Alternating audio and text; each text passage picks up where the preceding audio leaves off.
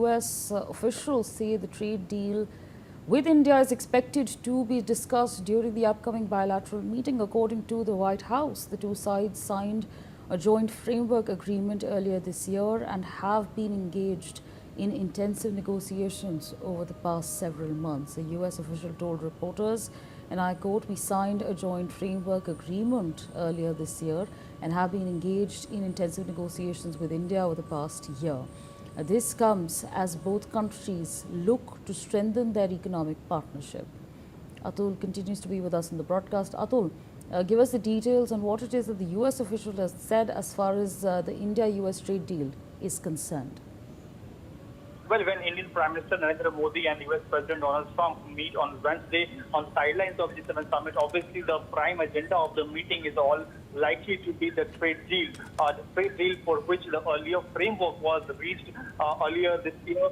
But given the fact that the circumstances in which this meeting is happening, that is also crucial. Given the fact that how Indian sailors were killed by the US in the US attacks recently, the US tariff that was imposed on India for months, under which the Indian economy was reeling. All of that, in the background of that, this meeting is quite crucial because last time Indian Prime Minister met Donald Trump was when he was on a Washington visit in February. So given that fact, this is quite important if the trade deal actually materializes. Earlier, when Marco Rubio was in India, he said that the 99% of the agreement on the trade deal is done. The 1%, some of the technical aspects of the the deal that is pending.